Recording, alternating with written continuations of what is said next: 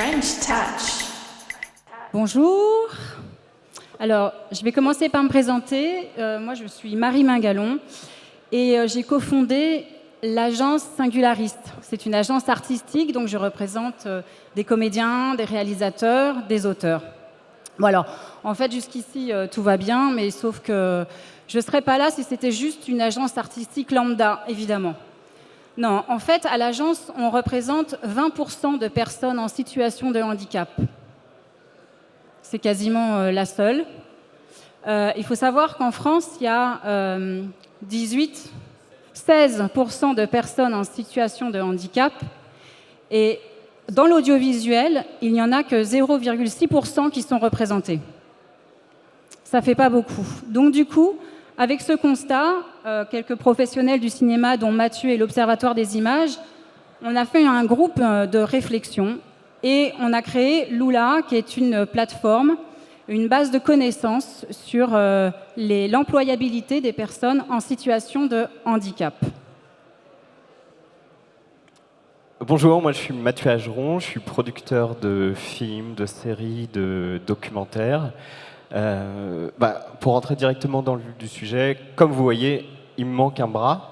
Mais ce qui est assez étonnant, c'est que quand les gens me connaissent, très rapidement, ils l'oublient parce que c'est naturel pour moi. J'utilise cette image-là parce que ça doit être la même chose en fait dans l'audiovisuel, dans le cinéma. On doit arriver avec des œuvres qui parlent de handicap, mais de manière naturelle. Pour résumer, le handicap, c'est ce qui est hors de la norme.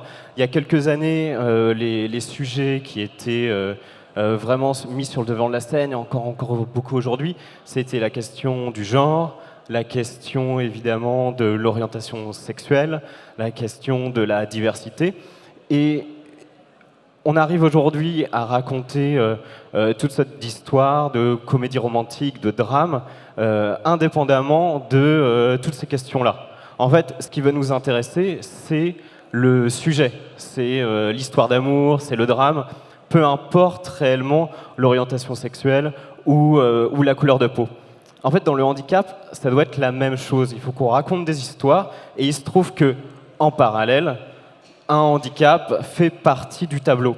Et je vous raconte un exemple parce que moi j'ai rencontré un auteur-réalisateur qui me disait qu'il a un enfant de 10 ans qui allait partir à une classe de neige et ça allait lui poser problème. En fait, il s'est rendu compte que son enfant a 10 ans, qu'il a du mal à le laisser grandir, qu'il s'est un peu perdu avec sa femme, il s'est un peu perdu aussi, lui, professionnellement. Il a dû revoir ses velléités à la baisse parce que un équilibre avec un enfant, c'est pas la même chose qu'un équilibre juste avec un couple de personnes. Et à la fin, il me raconte son histoire, il me dit « Et il se trouve que mon enfant est autiste ». C'est là où j'ai l'impression que ça devient universel parce que le sujet n'est pas tant d'élever un enfant autiste, mais de trouver un équilibre dans un couple avec un enfant. Et il se trouve que cet enfant est autiste. Ça devient universel parce qu'il nous raconte son histoire individuelle. Et je pense que en fait, tous les parents se posent ces questions-là. Tout le monde se demande sa place exactement dans le couple quand il y a un enfant qui arrive, quand il y a un deuxième. Et donc, ça touche tout le monde. Donc, je garde cette histoire-là parce que nous, on va les faire en film. Et on a décidé de bosser avec une association qui s'appelle Loisirs Pluriels, qui a une idée ultra simple, mais en même temps qui change tout. C'est de réunir au même endroit des enfants valides avec des enfants handicapés. Et on se rend compte qu'au tout début, il y a forcément la prise de connaissance de l'autre. Comme vous, avec moi, j'imagine, tiens, c'est marrant, il lui manque un bras. Et en fait, on l'oublie derrière. Et c'est la même chose avec les enfants où on se rend compte du handicap de l'autre et très rapidement, les enfants juste jouent ensemble. Ça crée ça.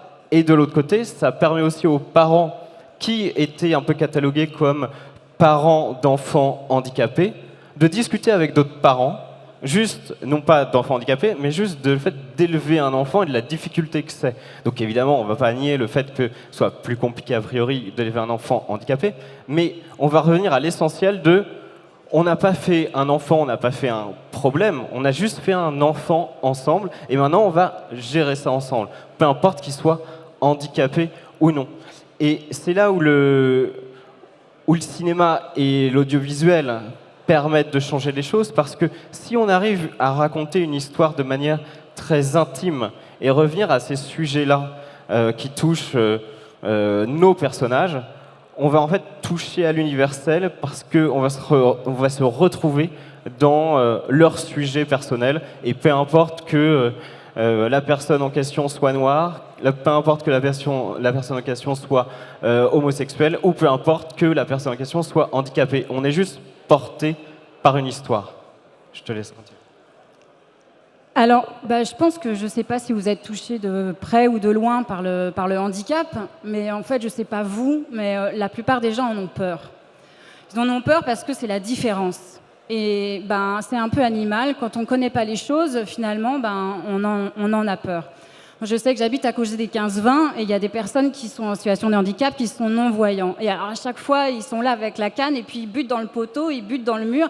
Puis en fait, je me rends compte qu'il y a plein de gens autour et puis ils regardent et on sent bien que le corps, ils ont envie d'aller aller les voir, ils ont peut-être envie de les aider, mais ils ne le font pas. Ils ne le font pas parce qu'ils ont peur. Ils ne savent pas ce que la personne va dire, ils savent pas, peut-être qu'elle va être agressive, ils ne savent pas communiquer avec eux. Et donc du coup, je trouve que la représentation des personnes en situation de handicap à la télé, elle participe à une meilleure connaissance de la différence. Et c'est pour ça que c'est super important qu'il y ait des personnes en situation de handicap qui soient à la télé. Et pour une deuxième raison, j'imagine que vous regardez des séries ou vous êtes au cinéma. Et pourquoi à un moment, vous êtes accro à une série ? Vous êtes accro à un moment à une série parce que vous vous identifiez aussi aux personnages. Vous vous identifiez physiquement et émotionnellement. Et parfois socialement. Alors vous avez beaucoup de chance. Sauf qu'il y a une chose, c'est que quand il y a des personnes en situation de handicap qui sont devant la télé ou au cinéma, eux ne sont pas représentés. Et ils ne se voient pas. Alors c'est un peu dommage aussi pour eux, parce que finalement, si on les invisibilise à la télé, ils sont pas présents aussi dans le monde, nous, ce qu'on appelle le monde ordinaire, ceux qui nous appellent comme ça le monde ordinaire, et on ne peut pas vivre ensemble.